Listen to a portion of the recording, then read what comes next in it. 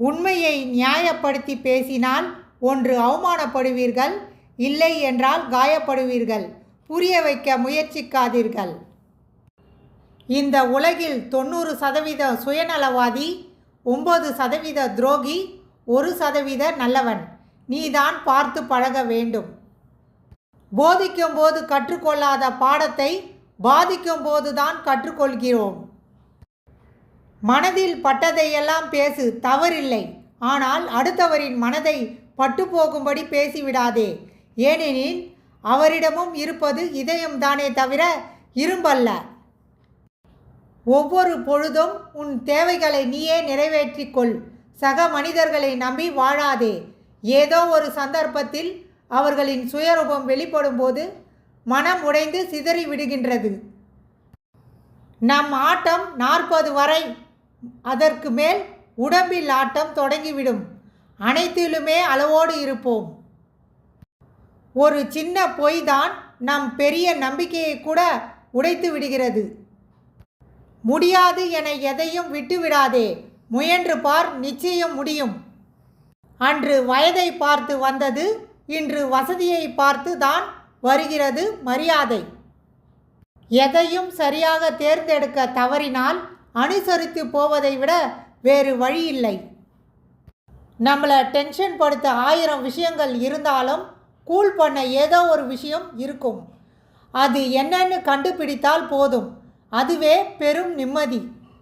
நம்மால் எந்த பயனும் இல்லை என தெரிந்த பிறகே பலரின் உண்மையான முகம் வெளிப்படுகின்றது. இங்கு பலர் நல்லவன் என்பதற்கு சாட்சி அவர்கள் செய்த எந்த தவறுக்கும் சாட்சி இல்லை என்பதே. நம்ம மூளை இருக்குதே, அது நம்ம மறக்கணும்னு நினைக்கிறத ஞாபகத்தில் வச்சுக்குது. ஞாபகத்தில் வச்சுக்கணும்னு நினைக்கிறத மட்டும் டக்குன்னு மறந்துடுது. சிலரிடம் பேசினால் நிம்மதி, சிலரிடம் பேசாமல் இருந்தால் நிம்மதி. கெட்ட குணமும் நோய்களும், பெருமையும் கர்வமும் இதய நோய்களை உருவாக்கும். கவலையும் துயரமும் வயிறு சம்பந்தப்பட்ட நோய்களை உருவாக்கும். துக்கமும் அழுகையும் சுவாச நோய்களை உருவாக்கும். பயமும் சந்தேகமும் சிறுநீரகத்தை சீரழிக்கும். எரிச்சலும் கோபமும் கல்லீரல் நோய்களை உருவாக்கும். அமைதியும் மகிழ்ச்சியும் அனைத்து நோய்களையும் குணமாக்கும். சிந்தனைக்கு ஏற்பதான் நமது உடலில் உள்ள சுரபிகளின் வேலை நடைபெறுகின்றன. சந்தோஷமாக இருந்தால் நல்ல செல் சுரக்கும், இல்லையேல் அமிலம் போன்று சுரந்து உடல் கேடாகும். நாம் செய்கிற சின்ன சின்ன தப்பை ஞாபகம் வச்சுக்கிற அளவுக்கு கூட நாம் செய்கிற நிறைய நல்லதை யாருமே ஞாபகம் வச்சுக்கிறது இல்லை. பணம், நீ மரண படுக்கையில் இருந்தால் கூட என் பணத்தை கொடுத்துவிட்டு சாவு என்று சொல்லும் மனித மிருகங்கள் மத்தியில் வாழ்கிறாய் என்பதை மறந்து விடாதே. யாரை பற்றியும் அளவுக்கு அதிகமாக தெரிந்து கொள்ள நினைக்காதீர்கள். பிரிவிற்கு அதுவே ஒரு காரணமாக இருக்கலாம். வாழும் வாழ்க்கையில் நீ சேர்த்துள்ள காசு, பணம், வீடு, நிலம் இவற்றில் உன் பெயர் இருக்கலாம். அது நீ இவ்வுலகில் இல்லாத போது வேறு ஒருவருக்கு மாறும். ஆனால் நீ செய்த தர்மம், நற்செயல்கள் மக்கள் மனதில் இவ்வுலகம் உள்ளவரை நிறைந்திருக்கும்.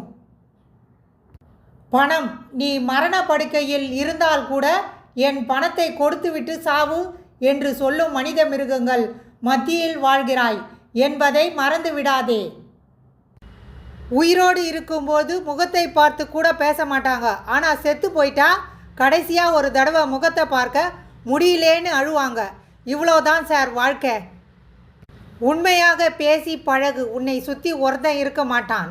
பொய்யாக பேசி பழகிப்பார், உன்னை சுற்றி ஒரு கூட்டமே இருக்கும். என்ன நடந்தாலும் அதை ஏற்றுக்கொள். இன்பம் துன்பம் எது வந்தாலும் மன அமைதியை மட்டும் இழந்து விடாதே.